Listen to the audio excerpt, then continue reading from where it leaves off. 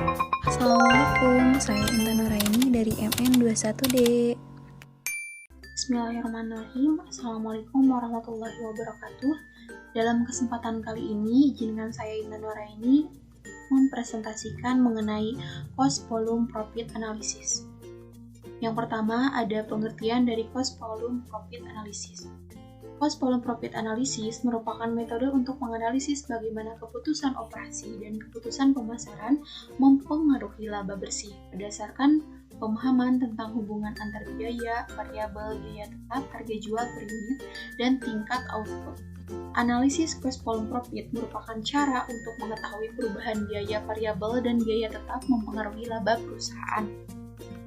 Adapun fungsi cost volume profit yang pertama itu adalah membantu manajemen perusahaan untuk memahami perbedaan biaya pada berbagai tingkat volume produksi atau penjualan. Yang kedua, membantu manajemen perusahaan untuk menganalisis eksistensi perusahaan sebuah bisnis. Yang ketiga, memberikan pemahaman yang jelas dan sederhana tentang volume penjualan yang diperoleh untuk mencapai break-even point atau BEP atau untuk mencapai laba yang telah ditargetkan. Yang keempat, menganalisis pengaruh perubahan dalam biaya variabel dan tetap untuk membantu manajemen menentukan tingkat produksi yang optimal. Adapun komponen cost volume profit yang pertama itu adalah contribution margin ratio dan variable expense ratio.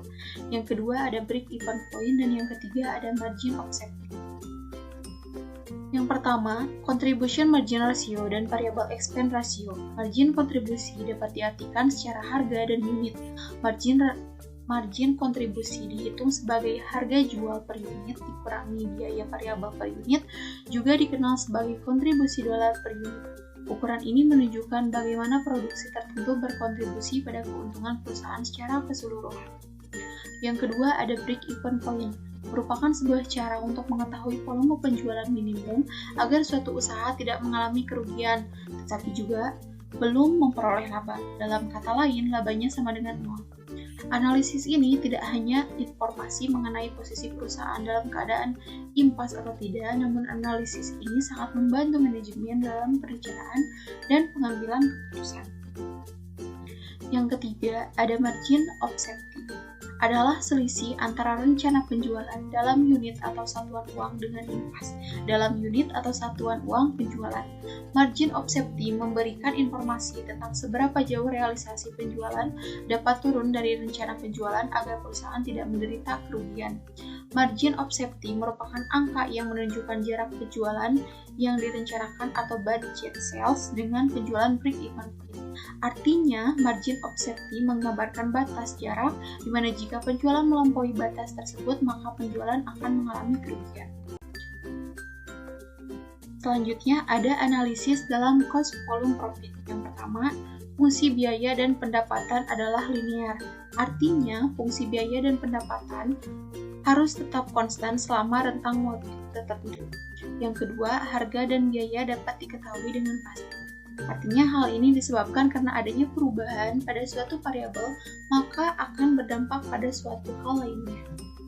Yang ketiga, produksi sama dengan penjualan. Artinya, yang diproduksi seluruhnya terjual dalam satu periode sebelumnya tidak dipertimbangkan dalam analisis cost volume profit. Dan yang terakhir, bauran penjualan bersifat konstan. Artinya, ketika perusahaan memproduksi produk tunggal, bauran penjualan yang terjadi akan bersifat konstan, namun tidak jika produksi yang diproduksi adalah banyak.